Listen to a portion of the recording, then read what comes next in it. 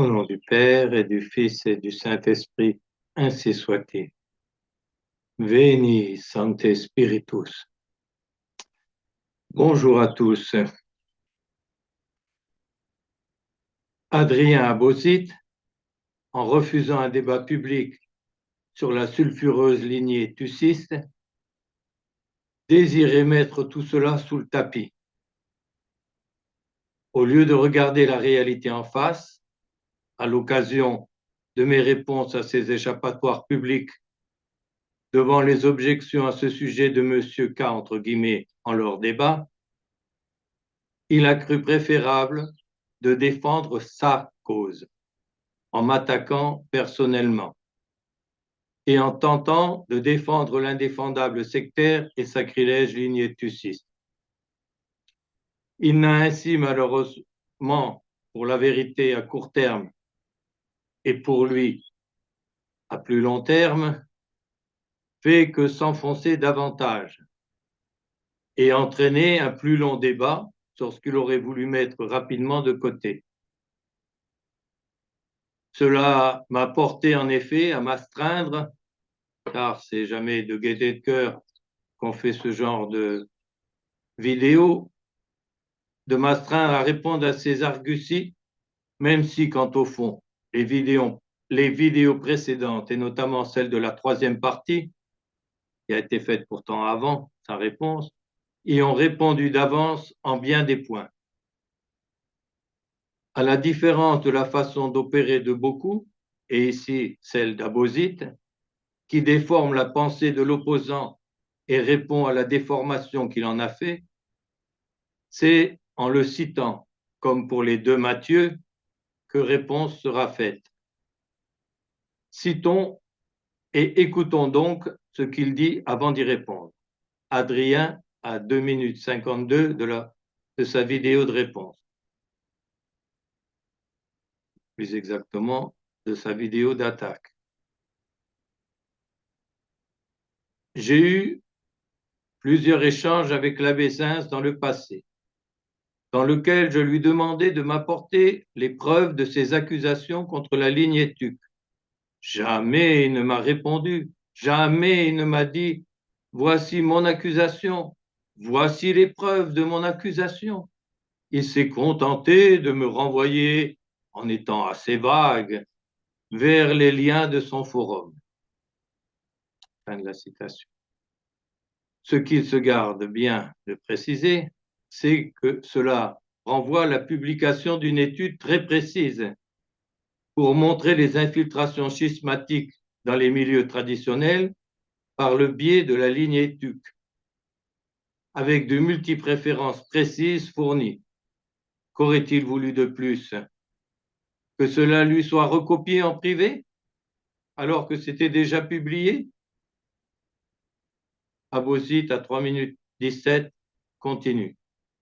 C'est-à-dire vers les, entre guillemets, preuves qu'il se constitue à lui-même, ce qui ne vaut rien. Cela n'a aucune valeur probante.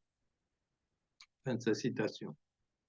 Autrement dit, il me demande de prouver ce qui le dérange, en espérant que ça ne pourra pas se faire, et quand on le renvoie à une étude remplie de preuves, il répond que puisque ces preuves sont fournies par moi, cela ne vaut rien.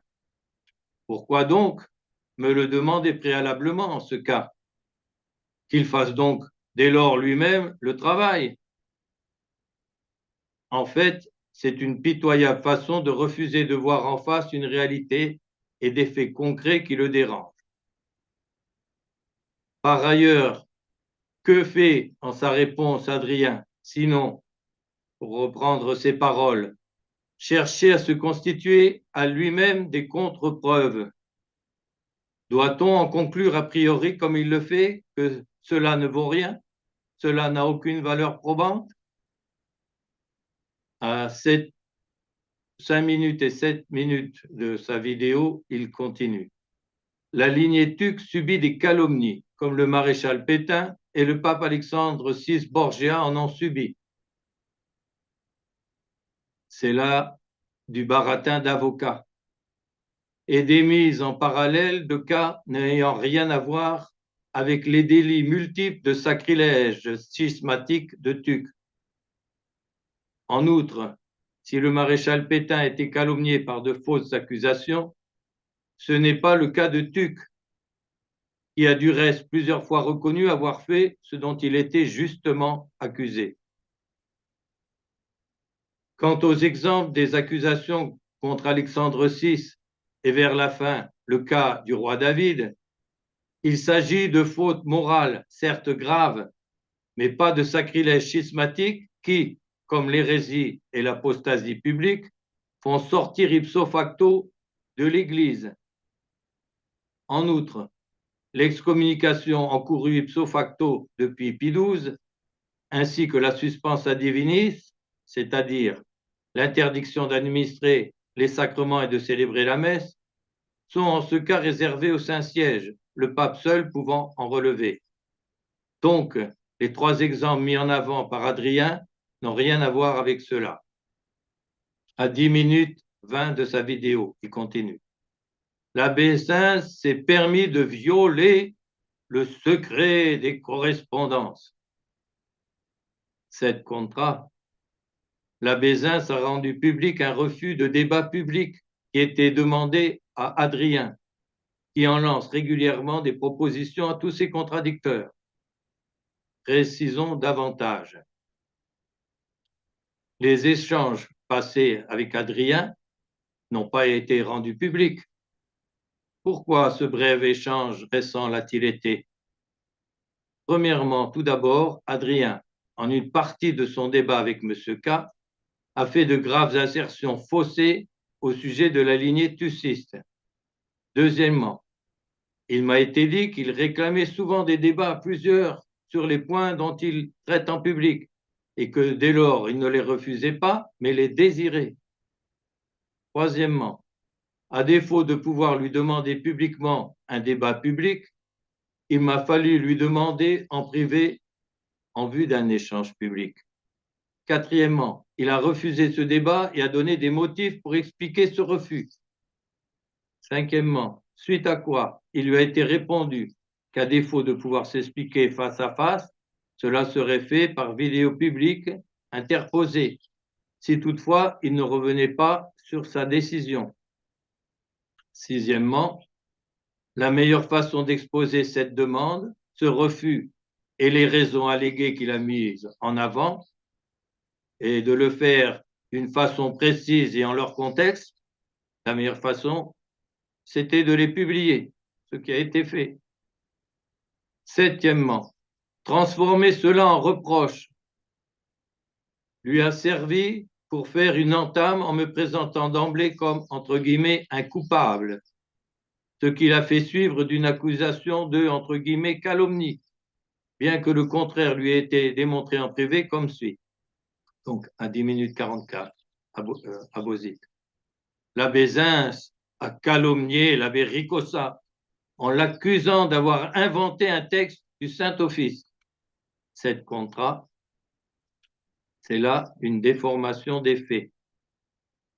Devant le refus tant de l'abbé Sanborn que de l'abbé Ricossa de fournir le document qui ne se trouvait pas dans la colactanea ou registre officiel, celui-ci a été mis en doute dans le mini-catalogue contre les guérardiens avec un point d'interrogation, ce qui a obligé l'abbé Ricossa à le publier en entier et non plus de façon faussée, puisqu'en omettant la deuxième partie infirmant le contresens qu'il tentait de faire passer dessus. Et de plus, un correctif indiquant la publication de ce document, et donc de son existence, qui était en une source difficile à trouver. La preuve, c'est que Ricossa ne l'a pas trouvé à Turin, il a fallu qu'il demande à des correspondants romains pour le lui trouver, dans sa teneur originale, a été inséré dans le midi-catalogue, donc le correctif, avant que le contresens soit démontré par la suite. En outre, le guérardien Bonnet de Villers avait fabriqué un faux document pour faire croire que Tuc avait reçu du pape Pie XI un pouvoir exceptionnel pour sacrer. et a publié ce faux en sa revue sous la bannière. Donc, outre que le sens que prétendaient tirer les guérardiens du document cité seulement à moitié par l'abbé Ricossa est opposé à la loi de l'Église en vigueur et à toutes les décisions du Saint-Siège, tant avant qu'après la date de ce document, la présente publication d'un faux document fabriqué par l'un d'entre eux ne faisait que rendre davantage raisonnable notre mise en doute. À 11 minutes, Adrien poursuit presque triomphateur. Or, le texte existe bel et bien et la Bézins n'a jamais rétracté sa calomnie. 7 contrats. Il y a là un double mensonge patent. Premièrement, en transformant une mise en doute publique en une, entre guillemets, calomnie. Deuxièmement, en omettant de signaler qu'un rectificatif a été inséré dans le mini-catalogue. Et en outre, publié sur le site Michael. Je lui en avais fourni le renvoi. Adrien lui-même reconnaît que ce renvoi lui a été fourni. Il en montre même sur son écran le haut, mais curieusement pas le bas, où se trouve signalé ce correctif. De quel côté donc y a-t-il calomnie, sinon du sien? À 11 minutes 10, il continue. Je fais jouer le principe du contradictoire et donne la parole à la défense, contrairement à la Bézins. 7 contrats. Et voilà une accusation fausse de plus. Cette réponse le citant, avant de répondre, montre le contraire. Tandis que lui ne me cite pas, mais présente les choses à sa façon déformée avant de répondre à la déformation faite par lui.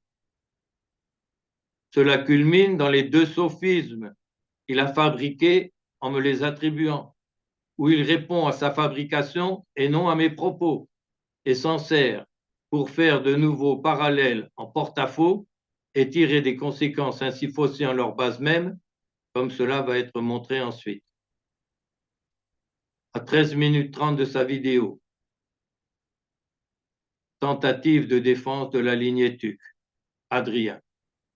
Monseigneur Tuc, persécuté, diffamé, kidnappé, mais toujours fidèle. Toujours fidèle à quoi? À son adhésion plénière à la révolution de V2 ou Vatican II? À son désir de voir des femmes dans le ministère sacré? À son discours sur l'inculturation et contre, entre guillemets, le centralisme romain? À ses sacrilèges sectaires et schismatiques? À 13 minutes 45, Adrien. Pour faire simple, la lignée Tuc, c'est la lignée épiscopale catholique. Adrien prend ses désirs pour la réalité. Il continue. Qui est né des sacres faits par Monseigneur Tuc en 1981, le 7 mai pour Guérard et le 17 octobre pour Carmona. Et avant et après, cachons les sacres sacrilèges sectaires et schismatiques de cette lignée soi-disant catholique qu'on ne saurait regarder sans se contredire ouvertement. À 14 minutes. À l'époque, Monseigneur Lefebvre refusait de sacrer et cherchait à se rallier à la secte moderniste et idolâtre. Il n'en faisait donc pas partie, contrairement à ce qu'il donne à entendre à d'autres moments, à 14h20. Des clercs catholiques ont donc cherché un évêque catholique pour les sacrer, afin de continuer l'Église. C'était cela l'enjeu. Donc, le but étant bon, peu importe d'avoir à recourir à des moyens sacrilèges. À 14 minutes 35. En 1982, Tuc a été le premier évêque publiquement cédé vacantiste de l'histoire, en déclarant que le siège était vacant et que la pseudo-messe Paul VI était invalide tout en y concélébrant ou en la servant à la cathédrale de Toulon et concélébrant encore juste 21 jours avant le sacre de Guérard? En outre, comment se fait-il que cette déclaration soit signée à Munich? Sinon parce que Tuck y a été invité par les deux généreux Allemands, selon son expression même, qui lui ont payé le restaurant et donné toutes sortes d'agréments et d'arguments trébuchants pour obtenir sa signature à une déclaration qui correspondait aux convictions de ces deux généreux Allemands et non à celles de Tuck, ayant trouvé que Vatican II n'était pas allé assez loin, comme on l'a montré dans la première vidéo, et concélébrant sans problème dans le Novus Ordo, et ce, encore 21 jours avant le sacre entre guillemets de Guérard. À 14 minutes 55, à Bozit, l'abbé Sekada conclut son article sur la validité et licéité de la lignée Tuck. En disant le contraire des constats de prêtres américains mentionnés dans son article Two Bishops in Every Garage et de lui-même, il les approuve, et qui sont cités à la fin de ma vidéo précédente. En fait, l'abbé Sekada parle de présomption de validité et non de la licéité, qui n'est pas même évoquée dans son deuxième article opposé au précédent, à 15 minutes 35. Bon, puisque l'abbé Sekada conclut son article sur la validité, et licéité, ça c'est Adrien qui le rajoute, de la lignée Tuck, donc 15 minutes 35. Donc, la lignée Tuck est valide et licite.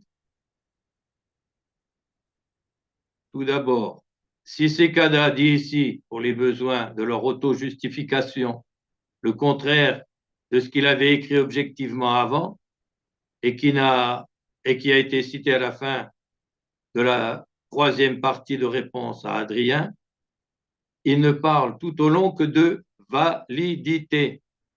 Pourquoi l'avocat ajoute-t-il et répète-t-il ensuite en boucle, selon la méthode du docteur Coué, pour s'auto-persuader? Pourquoi rajoute-t-il illicite, illicite, illicite? Justement parce qu'il ne sait que trop que ça ne l'est pas. Ensuite, Sekada et Adrien ont parlé, la cause est entendue. Adrien veut prétend plus loin faire une affirmation personnelle, entre guillemets, ex cathedra. Quand je cite simplement un article du père Barbara, c'est donc même pas moi qui parle, citant lui-même à la fois le droit canon et un décret du Saint-Office qu'Adrien oublie, entre guillemets, de rappeler, comme on le verra ensuite. Et là, il cite l'opinion personnelle de l'abbé Sekada comme péremptoire et quasi infaillible. Mais alors, monsieur l'avocat, laquelle des deux évaluations de l'abbé Sekada faut-il suivre? Celle de l'absence de preuve de la validité, entre guillemets, ou celle de l'opinion penchant à l'opposé vers le contraire? Maxence n'a-t-il pas rappelé à Adrien qu'en matière de sacrement, il importait d'être tussioriste, c'est-à-dire de s'en tenir à ce qui est le plus sûr? À 16 minutes, Adrien continue. Qui approuve la validité et licéité? Il rajoute toujours, là où les autres n'en parlent pas. Qui approuve la validité et licéité de ces sacres? Réponse, quasi tout le monde de la dite tradition. Il ne manque pas de toupet. Déjà, en rajoutant la licéité, là où plusieurs ne font que présumer de la validité, entre guillemets. Ensuite, en ne citant que ce présumant là, entre guillemets, validité. Adrien poursuit. D'abord, 90% des prêtres de la fraternité Saint-Pédis devenus sévacantistes. Ensuite, la quasi-totalité des prêtres diocésains avant Vatican II qui ont fait le constat de la vacance du siège. Père Gaillard, il n'était pas prêtre diocésain, mais missionnaire, sinon ça ne serait pas père. Vincent, pareil. Rafali, l'abbé Vérité, Schonbrut et j'en passe, car il n'en a pas d'autres à citer. Et il omet notamment tous ceux regroupés alors en l'Union pour la fidélité, tenant alors ces sacres clandestins pour le moins douteusement valides et très certainement schismatiques. Rappelons cet exposé, non pas de moi, du père Barbara. Citation. C'est donc un homme se déclarant en union avec Jean-Paul II, suspend et excommunié, qui est l'auteur des sacres et ordinations de ces derniers mois. L'abbé Carmona, le père Guérard Deslauriers et l'abbé Zamora, en obtenant de lui le sacre épiscopal, encouraient ipso facto la suspense totale et l'excommunication. Canon 2370. J'ai fait prononcer 2318 dans la vidéo 2, alors que c'est canon 2370, mais surtout, et décret du 9 avril 1951, qui rajoute justement la peine d'excommunication ipso facto, ajoutée donc par le pape Pie XII. Fin de la citation du père Barbara, Fort dans la foi, nouvelle série numéro 9, en 1982, page 47 et suivante. Donc, je répète la fin de la citation du père Barbara. L'abbé Carmona et le père Guérard Deslauriers et l'abbé Zamora, en obtenant de lui le sacre épiscopal, alors après les sacres sacrilèges schismatiques qu'il avait fait, et ça avait été avant, ça aurait été autre chose. En obtenant le sacre épiscopal, encourait ipso facto la suspense totale et l'excommunication, canon 2370 et décret du 9 avril 1951. Faute de repentir, Carmona, Guérard, Deslauriers et Zamora sont schismatiques. Voilà. Ce n'est pas une déclaration ex cathedra de la Bézins, mais c'est le père Barbara qui parle, et surtout, il se fonde sur le décret du 9 avril 1951. Donc, on va voir comment Adrien essaie de s'en débarrasser par la suite. À 16 minutes 38, Adrien continue. Ensuite, alors qui reconnaît la validité? Ensuite, la fraternité Saint-Pédis, puisqu'elle a accueilli en son sein, sans lui demander de rétractation, l'abbé Schaeffer. L'abbé Schaeffer, donc, qui avait commencé dans la fraternité et qui après était allé chercher le sacre, lui aussi en 1904, l'ordination, aussi en 1981 chez Tuc, et aussi d'une façon secrète à ce moment-là. Donc la fraternité l'a accueilli en son sein sans lui demander de rétractation, l'abbé Schaeffer, dit Adrien. Réponse, oui, malheureusement, les dirigeants de la fraternité Saint-Pédis ne sont pas à une incohérence près. Ayant tantôt réordonné sous condition des censés ordonnés dans le Novus Ordo, tantôt en ayant accepté sans réordination certains qui l'avaient été, et même plus récemment quelqu'un de censé sacré dans le nouveau rite. À 18 minutes, Adrien poursuit. L'abbé Schaeffer, qui est le premier sédévacantiste que j'ai rencontré devant Saint-Nicolas du Chardonnay. Fin de la citation. Donc, il était crypto-sédévacantiste en union avec la fraternité Saint-Pédis, qu'Adrien ne cesse de dénoncer par ailleurs comme infréquentable. À 17 minutes 10, je pourrais ajouter à cette liste Monseigneur de Castromayer, conférartique Secada, qui fait que leur dire, écoutez, le père Guérard sait mieux que moi comment ça s'est passé, donc c'est à lui qu'il faut demander. Et Monseigneur Williamson, bon, qui n'a rien d'étonnant. Donc, Adrien poursuit. Donc, à quelques exceptions près, tout le monde de la tradition a reconnu la validité, en fait, a présumé de la validité, et la licéité. Adrien rajoute systématiquement la licéité, là où les autres supposent seulement la validité, et il la présume. À 17 minutes 30, Adrien continue. J'estime normal qu'en les années 1980, des prêtres aient jugé prudent de s'écarter de la lignée tuciste et des prêtres qui en sont issus à 1740. C'était compréhensible en raison des fautes passées de Monseigneur Tuc. Fin de la citation. Sauf qu'il y en a eu des fautes encore juste avant et après les sacres de 1981. Adrien continue. Et du manque de recul sur les événements, parmi eux l'abbé Belmont, fin de la citation, et l'abbé Seuillot, et notamment tous les prêtres regroupés dans l'Union pour la fidélité. Et ça, il ne faut pas en parler, évidemment, quand on veut faire croire le contraire. À 18 minutes 15, Adrien poursuit. Aujourd'hui, on a une meilleure connaissance des événements. Les passions sont dissipées et nous pouvons observer que les fruits de la lignée Tuc sont incontestablement catholiques. Affirmation d'autant plus fausse, tant en raison de multiples communications in sacris avec des acatholiques que par les hérésies guérardiennes. À 18 minutes 30, il poursuit. La partie adverse oppose les sacres scandaleux faits par Tuc. L'abbé Zins considère que Tuc est schismatique. On a vu que, entre parenthèses, c'était le père Barbara, en raison de ces fameux sacres. Or, il soutient, écoutez bien, vous êtes bien assis, or, il soutient cela en l'absence de tout fondement canonique, puisque, alors on va voir ce qu'il va nous citer, le canon 2364 ne prévoit pas du tout la peine d'excommunication contre qui administre les sacrements à des schismatiques.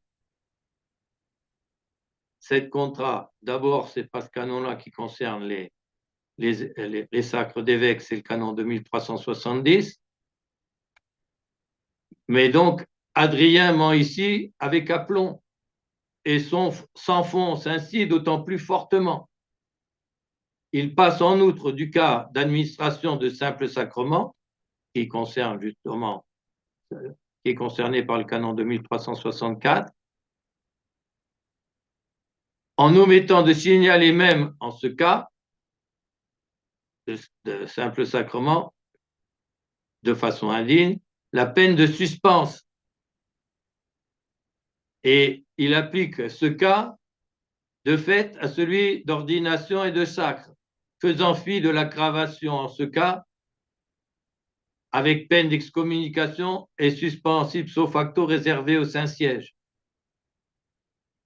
Il s'agit donc là d'un gros sophisme par glissement de cas mineur en tentant de l'appliquer à un autre qui est majeur et d'une très grave omission calculée, puisqu'il met sous le boisseau tant le décret d'excommunication ipso facto depuis 1951, expressément cité au début de ma deuxième partie, donc il ne peut pas dire qu'il ne le savait pas, à laquelle il est censé répondre, qu'aux démonstrations et déclarations très fortes du pape Pie XII, parlant de grave attentat contre l'unité de l'Église pour les sacres schismatiques.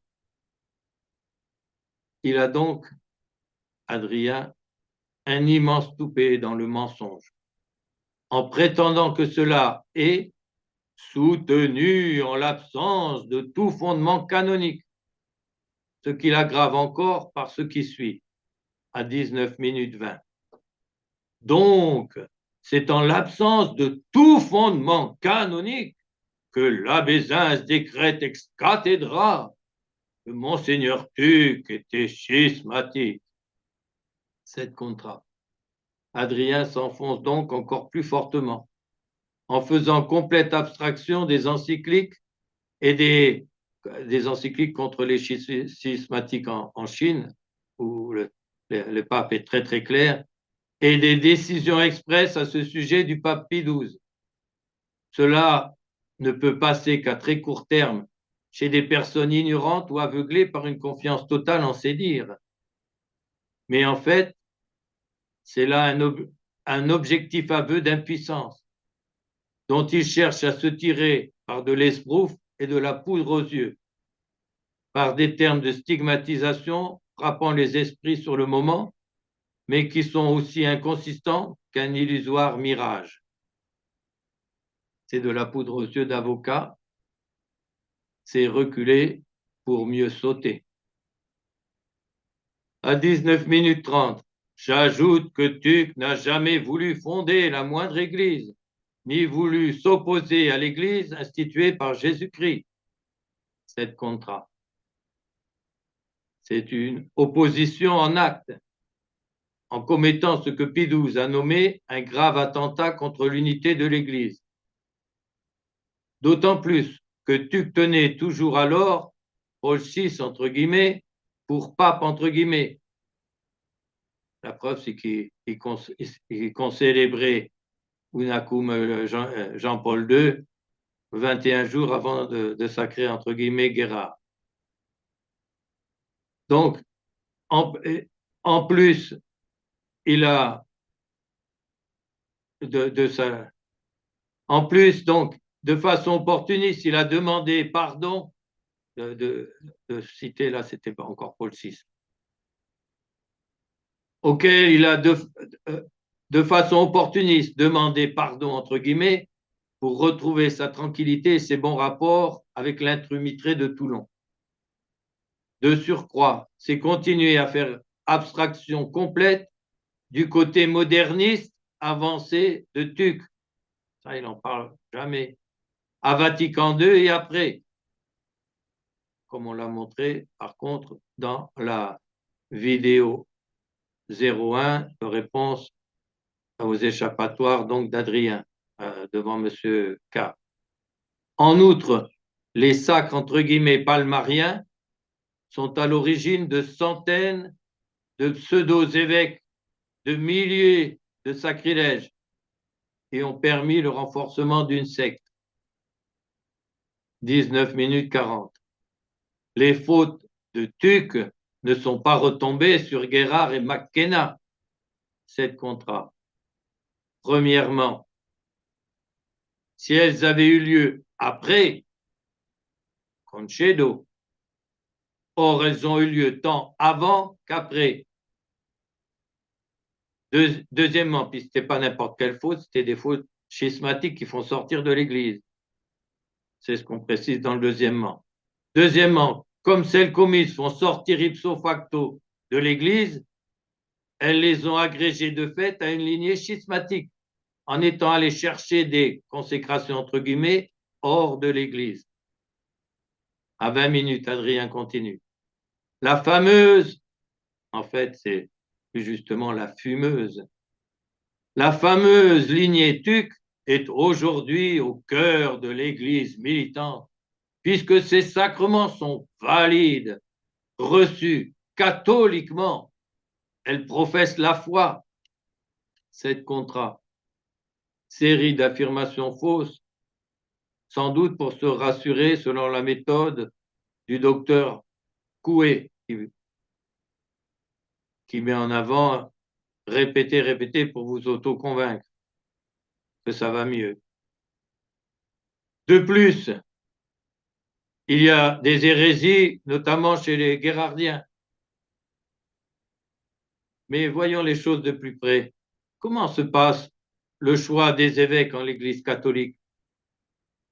Cela relève du pape, soit directement et explicitement, soit indirectement par des évêques délégués, au moins implicitement pour le faire. Ou pour le choix spécialement aussi des candidats. Comment cela se passe en la lignée sectaire et schismatique tuciste? Toujours par captation de la bonne volonté de Tuck par des moyens trébuchants. Ce que donne à entendre notamment ces réponses de Tuck au père Guérard, l'interrogeant. Citation, qui est tirée du bulletin de l'Occident chrétien, numéro 103, page 15. Donc, C'est tu qui réponds à une question de Guérard. Paul VI me fit appeler. Il me proposa une très, très, très grosse somme. Je finis donc par accepter. Fin de cette partie de la citation. Par accepter, et l'argent et l'acceptation de démissionner de l'évêché de Hué. D'où la nouvelle demande du père Guérard et la réponse de Tuc. Citation de Guérard. J'ai été consterné. Espérant contre toute espérance, j'ai questionné. Ainsi, monseigneur, vous avez été contraint, violenté psychologiquement. Monseigneur Tuc m'a répondu. Non, il n'y a pas eu de contrainte à proprement parler, tout au plus une captatio benevolentiae. Mais j'ai bien posé un acte libre de mon plein gré. Fin de la citation. Et le père Guérard en conclut, à nouveau la citation, il a par conséquent constitué un acte de reconnaissance concernant Paul VI comme étant la suprême autorité. C'est cité à la page suivante, donc Bulletin de l'Occident chrétien numéro 103, page 16. Et en cette même page, le père Guérard reconnaît explicitement que Tuc a concélébré le Novus Ordo le jeudi saint, le 16 avril 1981, en la cathédrale de Toulon, soit à peine 21 jours avant de, entre guillemets, sacrer le père Guérard. Outre cette captation de la bienveillance par un don, quel motif externe est mis en avant pour donner une apparence de justification, entre guillemets, du choix de tel ou tel candidat pour de tels sacres sauvages? Soit l'imposture, comme pour Dominguez, prétendant avoir des apparitions de Notre-Dame et que la demande viendrait d'elle. Soit l'auto-élection d'un candidat arrivant les mains pleines. Soit, parmi ceux dont Adrien est proche, le choix des, entre guillemets, deux généreux Allemands, selon l'expression de Tuc répondant au père Barbara. Voici comment M. Heller, donc un des deux témoins des sacres, entre guillemets, tant de Guérard que de Zamora et Carmona. Donc, voici comment M. Heller s'en explique lui-même. Citation. C'est une longue citation. Alors, le titre de l'article, c'est La consécration épiscopale du père Guérard des Lauriers par Eberhard Heller. Traduction par l'abbé Paul Schönbrunn. Sacca Informationem de mai 1988. Donc, citation. Comme condition sine qua non d'un sacre éventuel du père Guérard des Lauriers, il importait à M. Hiller, M. Laut et moi-même, Heller, qu'ils comprennent que sa thèse était fausse et qu'il ne pouvait être proposé comme candidat évêque à la condition de renoncer à la thèse. Le professeur Laut retournait donc à Étiole afin de lever par un entretien approfondi ce dernier, c'est dans l'article, entre guillemets, empêchement au sacre. Lorsque l'hôte revient à Munich, il certifia à M. Hiller et à moi-même que le père Guérard avait laissé tomber cette thèse bizarre et qu'il avait adopté notre position qui considère que le siège apostolique est vacant. Là-dessus, nous informions Monseigneur Gonituc qui nous faisait confiance. Seulement, il apparut immédiatement après la consécration du 7 mai 1981 que le professeur Laut nous avait donné une fausse information. Le nouvel évêque fit savoir qu'il n'avait pas abandonné sa thèse papa matérialitaire non formalitaire et que donc il n'avait pas adopté la position sédévacantiste. Qu'on le note bien, c'est toujours Heller qui écrit. Si nous l'avions su avant, M. Hiller et moi-même, nous n'aurions jamais recommandé le père Guérard des Lauriers comme candidat à la consécration épiscopale. Le sacre du père Guérard des Lauriers devait, de plusieurs manières, s'avérer être un accident de parcours, tout comme d'autres sacres aussi. Implicitement, ils reconnaissent pas mal de choses. Il continue, toujours, M. Heller. Monseigneur Guérard engagea quelque temps après une discussion publique avec les évêques Carmona et Zamora au sujet de la position, c'est aussi entre guillemets dans leur texte, de la position entre guillemets juste dans cette crise de l'Église en ne se gênant pas de leur faire des reproches personnels blessants dans le bulletin sous la bannière. Ils nous traitaient, Gloria, M. Hilaire et moi-même, de schismatiques. Il s'en prit à la déclaration de Monseigneur Godin-Tuc qu'il désavoua, faisant de la propagande pour sa thèse, disant que ce n'était pas Monseigneur Godin-Tuc qui était l'auteur de cette déclaration, mais les messieurs Hilaire et Heller. Fin de la citation de Sacra Informationem de mai 1988. D'où cette réflexion de Guérard lui-même. Ça, c'est dans le Boc, par contre, 103. Souvent, tuc varie, bien folle qui s'y fie. Donc, le père Guérard, je relis. Souvent, tuc varie, bien folle qui s'y fie. Par ailleurs, Guérard, de son côté, exigeait l'adhésion à sa thèse, entre guillemets, pour sacrer, entre guillemets, notamment Gunther Storck, Munari et McKenna. D'où sa déclaration avant la, entre guillemets, consécration de l'abbé Storck. Alors, là, c'est une autre citation. Cette fois-ci, elle est tirée de Einsicht. Citation. C'est déclaration du père Guérard, donc, avant de, entre guillemets, sacrer l'abbé Storck. Déclaration du père Guérard. Je suppose que tous les fidèles ici présents souscrivent à la thèse dite de Cassisiakos. Les fidèles qui ne souscriraient pas à cette thèse sont priés de se retirer, car seule elle justifie et la consécration épiscopale que j'ai reçue le 7 mai 1981 de Monseigneur Godin-Tuc et celle que je vais maintenant conférer. Donc, déclaration de Guérard citée dans Ansicht d'août 1984. Ce qui est confirmé ainsi par M. Heller en une autre revue allemande, à savoir la Sacra Informationelle de mai 88. Citation encore donc de M. Heller.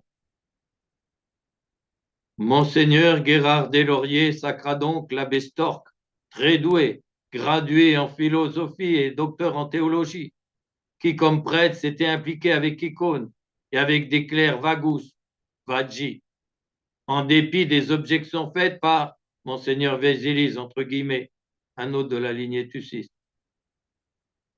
Et continuation donc de la citation de M. Heller.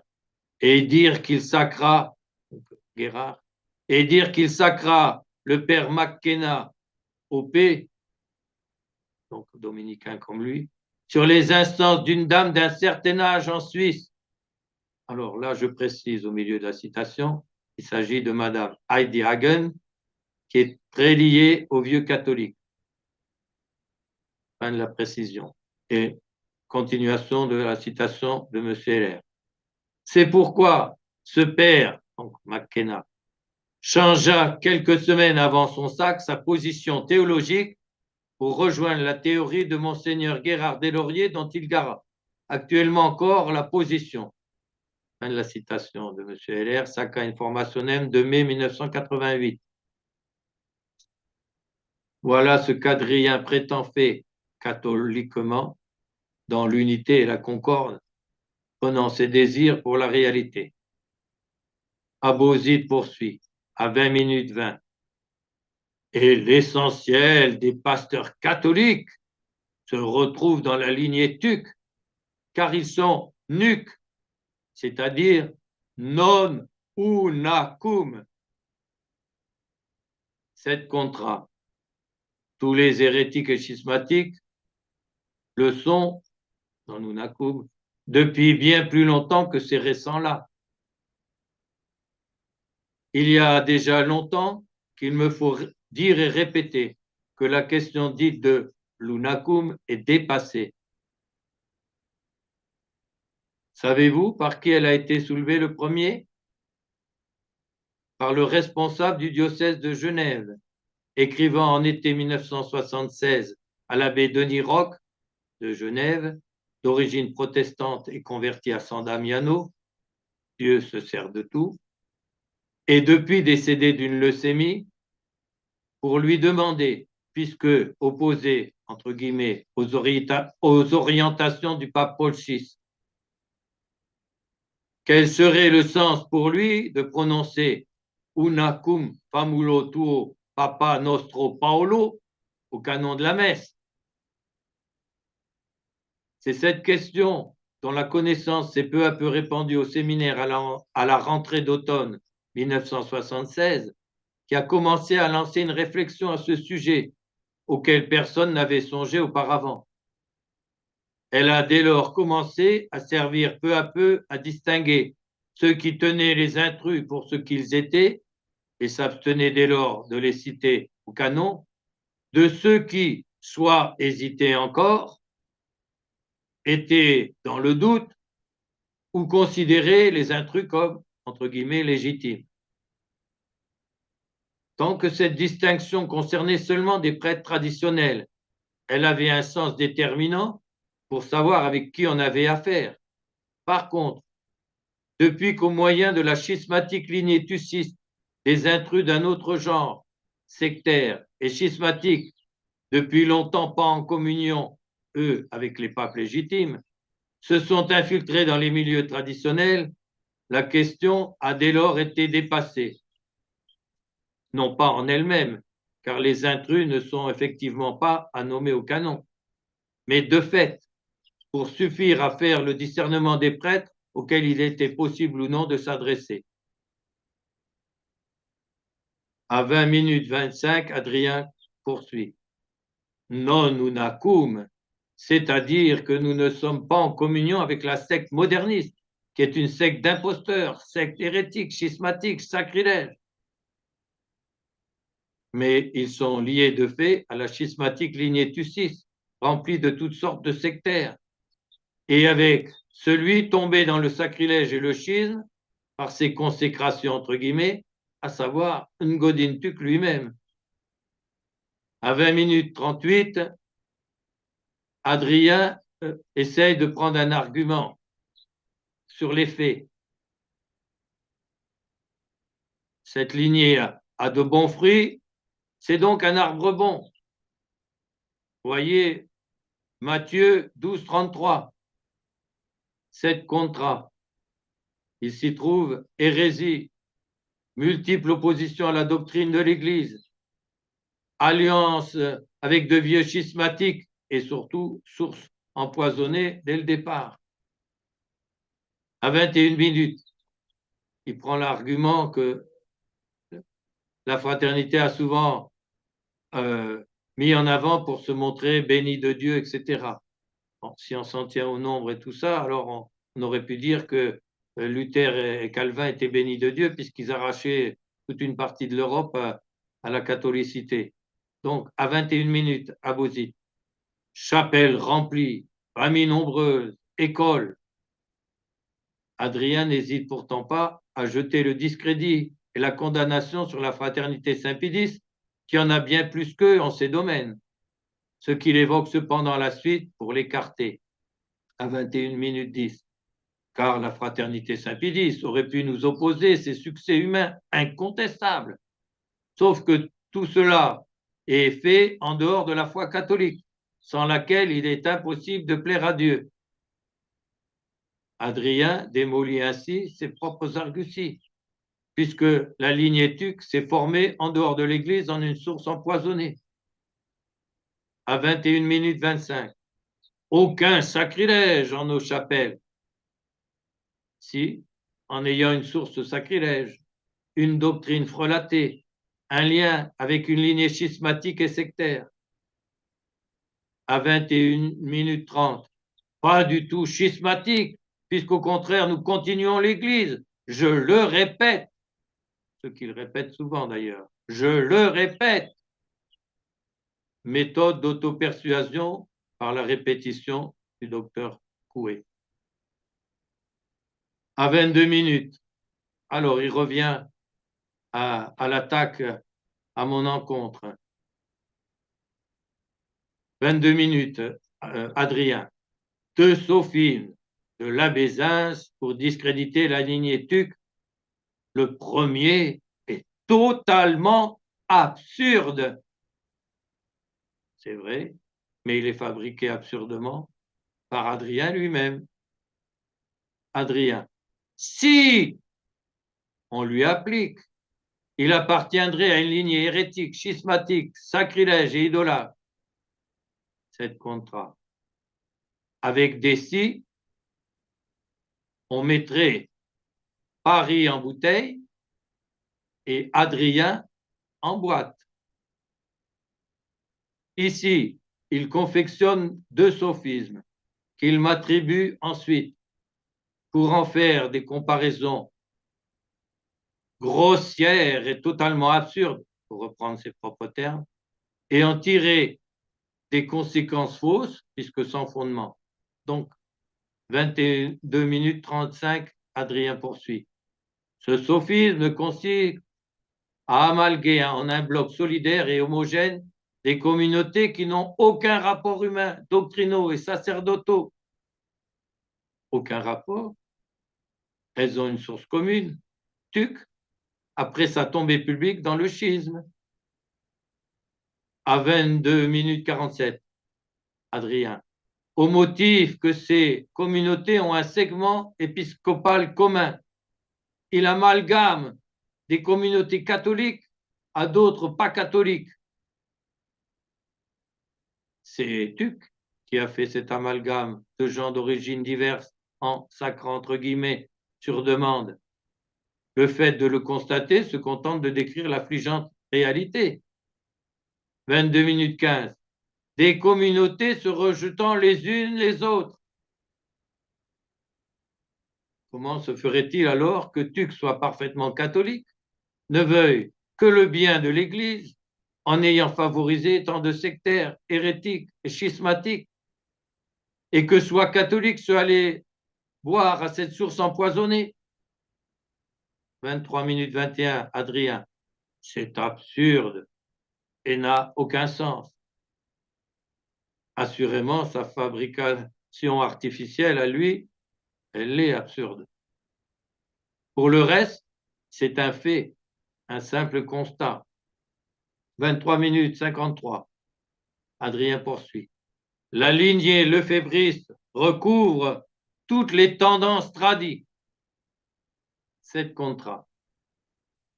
Adrien reprend ici son argutie devant Monsieur K, entre guillemets, en mélangeant ce qui a lieu après avec ce qui a lieu avant. En cette optique, comme déjà cité plus haut, écoutez bien, il essaye de me faire dire ce que j'ai jamais dit. Écoutez bien, en cette optique, il n'y a rien à redire sur les ordonnées par Monseigneur Tuc, à ce moment-là évêque catholique, au Vietnam, et avant ces sacres schismatiques. Mais après, il y a schisme de fait. De même, les déviations subséquentes de membres de la fraternité Saint-Pédis, ou depuis les sacres illicites en raison de motivations publiques opposées à la constitution divine de l'Église, n'entachent en rien ce qui a été fait avant. C'est donc là un gros sophisme de Adrien lui-même, de mise au même niveau, et il le fait souvent ce sophisme, de mise au même niveau de l'avant et de l'après. Là est le glissement sophistique répété par Adrien. On va avoir l'occasion de le retrouver plus loin. À 24 minutes 29, Adrien poursuit. Posé ainsi, on voit bien que le sophisme de l'abbé Zins est grossier et qu'il est sans fondement. L'abbé Zins sait être précis. Donc, je m'interroge sur la cause d'une erreur aussi grossière. Le problème, c'est que c'est Adrien qui fausse ainsi les données pour les besoins de sa cause. C'est donc ces sophismes fabriqués qui sont grossiers et absurdes. Sait-il être précis? Il montre ici et ailleurs plutôt le contraire en ces domaines. À 24 minutes 43, Adrien poursuit. En résumé, les communautés, écoutez bien, hein, en résumé, les communautés nées de la lignée Tuc sont aujourd'hui pour l'essentiel l'Église militante.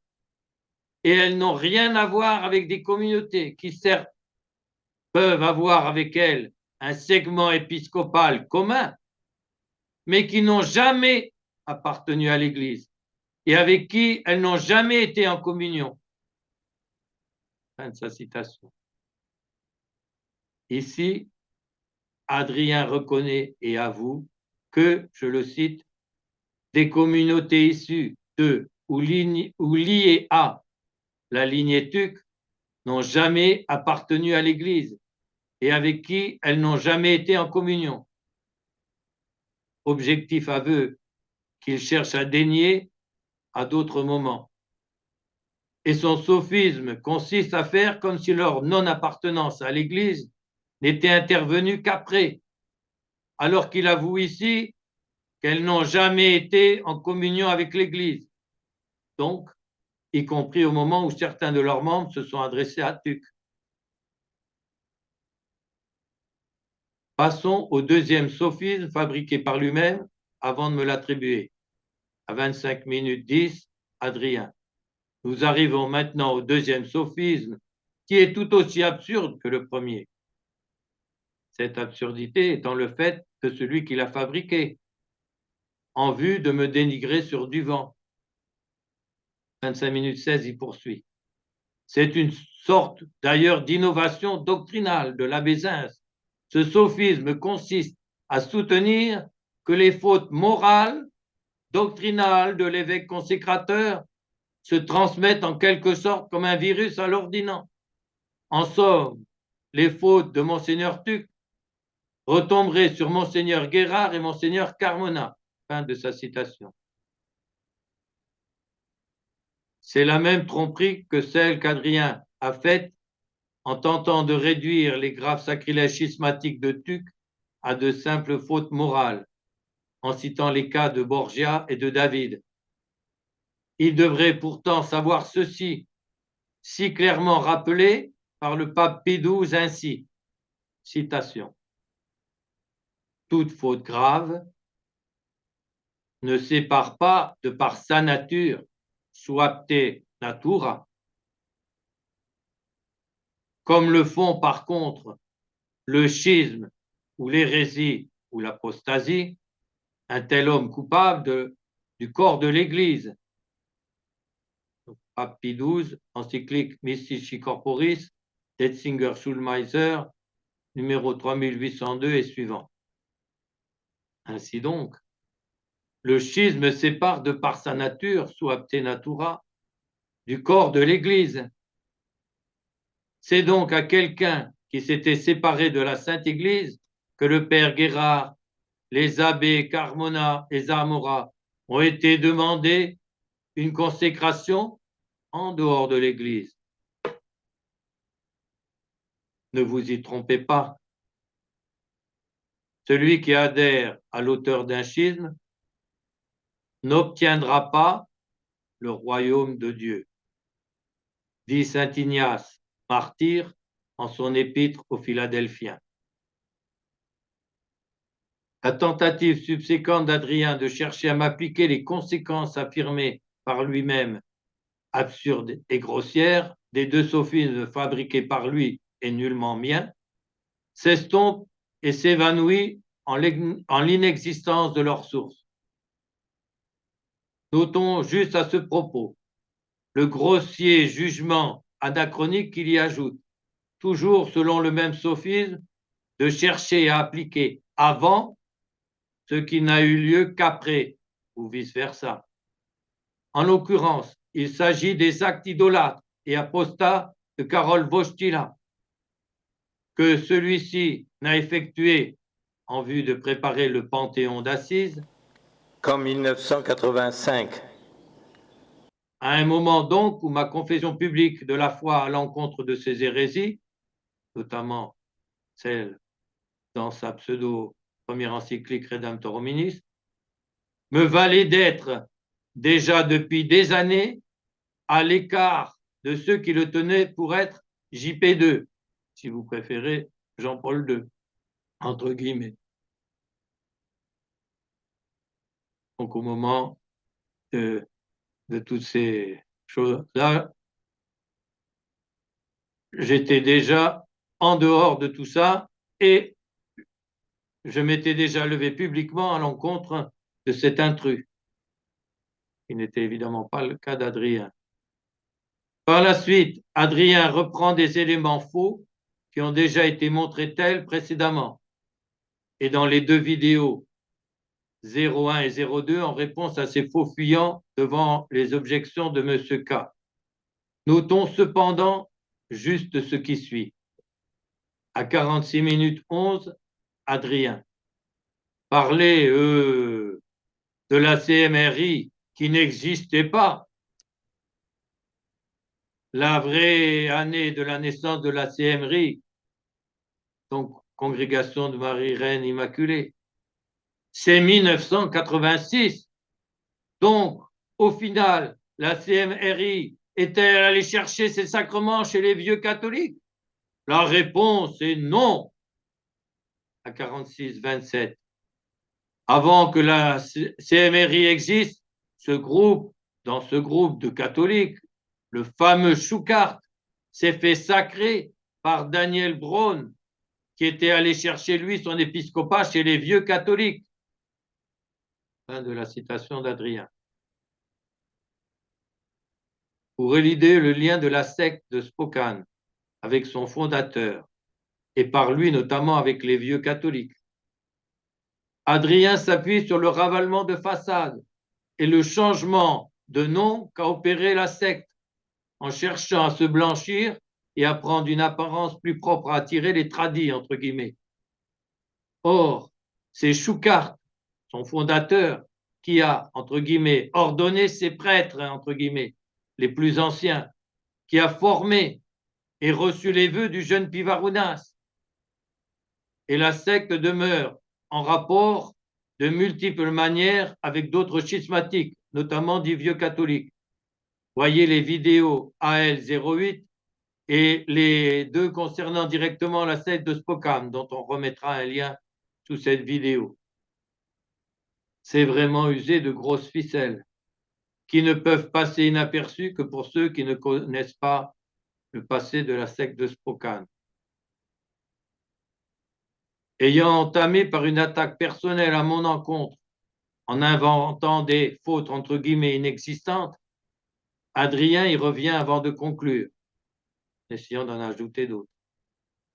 Écoutons l'avocat transformé en procureur. Alors, il y a un gros titre qui est mis sur leur écran. Doctrine schismatique et hétérodoxe de la Bézinte. 48 minutes 51. Adrien. Il est temps d'aborder maintenant la doctrine de la Bézinte qui accuse les sédévacantistes d'être hérétiques et schismatiques. Curieuse et surprenante affirmation à l'encontre de quelqu'un qui a été un des tout premiers à dénoncer publiquement l'intrusion au sommet des structures ecclésiastiques. Mais Adrien n'est pas un à peu près et une tentative d'effet de manche supplémentaire. À 49 minutes 04, Adrien poursuit. Or, il véhicule lui-même une doctrine schismatique qui sera du reste reprise au XIXe siècle par une autre secte hérétique, schismatique et sacrilège des plus tordus. La Bézins recommande à ses fidèles la lecture d'un livre de l'abbé Claude de Maris, qui a quitté la France en 1803. Et là, dans un premier temps, on comprend pas trop, parce que en 1803, la paix religieuse est revenue en France depuis plusieurs années, grâce au concordat signé entre Pie VII et Napoléon. Alors pourquoi là l'abbé de Maris a-t-il quitté la France? Réponse, parce qu'il appartient à la secte anticoncordataire, à une secte schismatique, la petite église. Fin de la citation d'Adrien Abosit. Réponse, quand on veut se débarrasser de son chien, dit un proverbe, on l'accuse d'avoir la rage. Me voici quasi accusé faussement d'être anticoncordataire ou de recommander une lettre écrite par un prêtre insermenté, obligé de se cacher, en vue d'affermir des paroissiens dont il s'était occupé dans leur juste et nécessaire rejet et écart du jurou schismatique mis à la place du curé légitime, et à se sanctifier malgré leur privation involontaire des sacrements, exigés par la confession de la foi et le devoir de s'abstenir de la communication in sacris cum a catholicis. Écrit remarquable, rempli de piété et de profondeur spirituelle. Si Adrien y trouve la moindre chose qui soit contraire à la foi et la plus profonde piété, qu'il veuille bien le signaler. Et malheureusement pour le mauvais procès que tente de lui faire Adrien, cet écrit a été rédigé en 1794, soit plusieurs années avant le Concordat. Et voilà une attribution fausse de plus qui s'évanouit.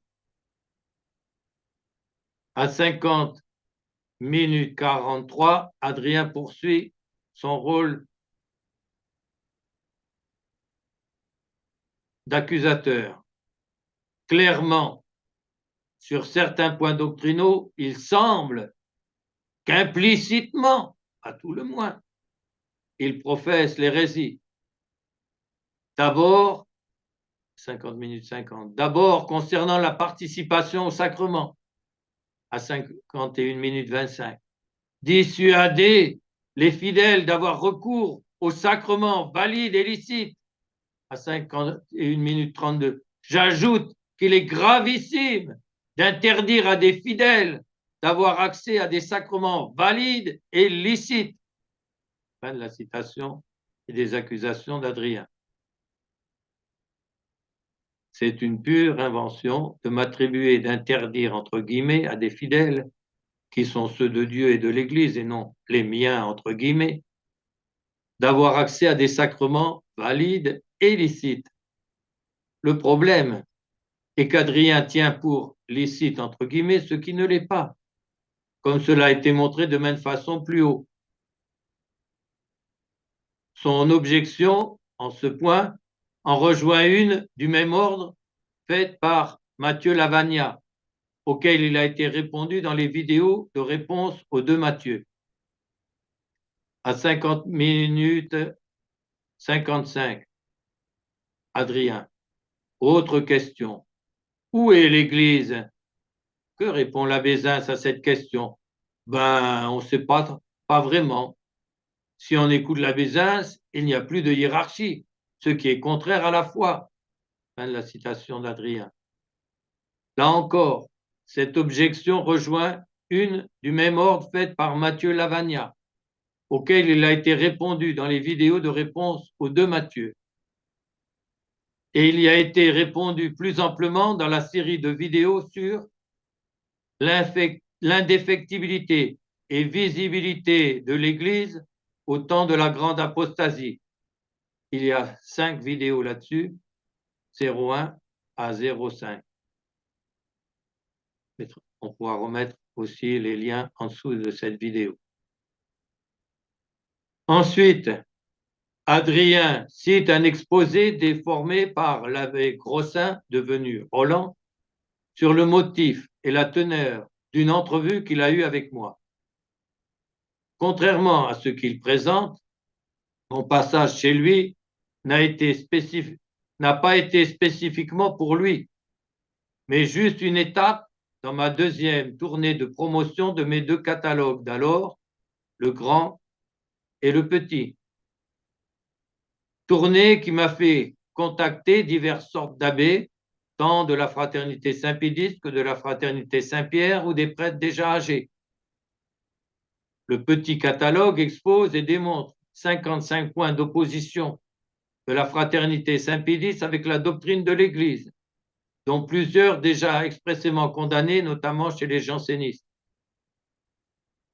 L'abbé Grossin, venant de quitter il y a peu la fraternité Saint-Pédis dans le bon sens, à ce moment-là, m'a demandé ce qu'il devrait faire selon mon avis.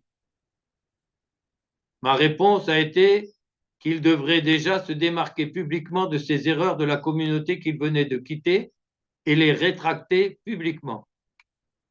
Conseil déjà donné aux Italiens après leur départ de la fraternité Saint-Pédis, ce qu'ils ont du reste fait en publiant une rétractation, eux, dans leur revue Soladitium, et l'abbé Grossin en son bulletin La Tour de David. Les Italiens n'ont pas tenu longtemps. Guérard s'est présenté. Un sacre, entre guillemets, a été en ligne de mire, puis réalisé moyennant adhésion à la foutaise, avant le défrocage de, entre guillemets, l'heureux élu, leur premier supérieur, l'abbé Mounari. L'abbé Grossin n'a pas tenu longtemps non plus, en se rattachant à présent à l'abbé Stuyvert, censé, entre guillemets, sacré en la lignée tuciste, auquel il demande notamment les saintes huiles, entre guillemets. Contrairement à ce qu'il donne à entendre, mon propos n'a pas été que cette rétractation nécessaire pourrait suffire à tout régler, notamment pour la levée des peines encourues d'excommunication et suspense réservées au Saint-Siège, et pour s'adresser à lui, mais pouvait le faire redevenir catholique au fort externe, pour autant qu'il ne tienne pas l'usurpation du Saint-Siège pour une simple opinion, mais comme une vérité découlant de données de foi, comme cela est montré notamment en ma brochure sur les 6 voies de démonstration de cette usurpation et dans les vidéos qui concernent le même sujet. Pour autant aussi qu'il ne se compromette pas avec les rattachés à une lignée schismatique, ce qu'il a malheureusement fait depuis. Sa façon de présenter notre entrevue est donc doublement déformée. Notons bien la suite là. C'est un de ceux qui l'a écouté qui a appelé mon attention dessus. À 54 minutes 23, Adrien Abouzit dit « Je lance un appel à témoins. Si des personnes ont des choses à nous indiquer concernant la doctrine ou la vie publique de l'abbé Zins, nous sommes à l'écoute. » Fin de la citation. Le contexte montre qu'il s'agit d'un appel au témoignage négatif, à la délation, voire à l'invention, en vue de trouver de quoi tenter de nous enfoncer. Et en ce cas, il serait vraisemblablement prêt à croire sur parole, sans réclamer ni photo, ni autre preuve que ce soit. Oh, le bel avocat, le voilà. Sur la fin, en contraste avec ces attaques sans précaution à l'encontre d'un défenseur de la doctrine de l'Église, s'opposant aux intrus hérétiques et schismatiques depuis tant d'années, Adrien revient sur sa tentative de réduction des graves sacrilèges de sacres schismatiques à de simples fautes morales, avec l'exemple du roi David, faisant dès lors passer la survie sacramentelle avant la confession publique de la foi. On perçoit dans leur mode de pensée plus proche de celui de l'ensemble des tradis, entre guillemets, qu'il n'y paraîtrait à première vue, que leur plus grand souci reste celui de la survie sacramentelle. Or, la question, même en ceci, ne se limite pas aux seuls prêtres et évêques, mais à l'inimaginable anomalie d'une si longue absence de pape légitime, et pire, d'une longue succession d'intrus s'appliquant à tout démolir, comme de l'intérieur, des médios, pour reprendre l'expression de saint Paul en 2 Thessaloniciens 2,7. À ce titre, il est heureux que les deux Matthieu aient à juste titre mis en avant cette anomalie, comme impossible à admettre à leur avis, car semblant contredire des données de foi. Le clan Gherardo-Tussis semble n'avoir tenté d'esquiver cette objection majeure qu'en tapant sur les incohérences personnelles de Matthieu Lavagna. Cela peut servir à détourner un temps cette objection majeure de l'attention de leurs suiveurs, mais n'y répond nullement en elle-même. C'est cette réponse de fond qui a été faite, par contre, en mes vidéos leur répondant. En ayant recours à la seule optique qui éclaire fortement la crise apocalyptique en laquelle nous sommes plongés, à savoir la révélation prophétique concernant la période finale, annonçant la grande apostasie généralisée, l'abomination dans le lieu saint, l'abolition du saint sacrifice de la messe dans les prophéties de Daniel, et tant d'autres points indiqués et exposés à l'aide des commentaires patristiques en mes ouvrages. Qui n'a pas cette optique en vue ne saurait pas vraiment comprendre ce qui se passe, le plan de Dieu, et se trouve dès lors porté à ne pas vouloir l'accepter. Toutes les apparentes petites, entre guillemets, solutions humaines à court terme sont pourtant dérisoires face à une telle réalité apocalyptique. Il est grand temps de se réveiller et d'ouvrir les yeux à ce sujet. Que Dieu nous vienne en aide. Accelera tempus et memento finis, tenarent mirabilia tua. Ecclésiastique 36:10. Mite nobis Domine, auxilium de santo, excita potentiam tuam et veni us salvos facias nos. C'est dans l'itinerarium ecclésiastique et dans les psaumes 19.3 et 79.3.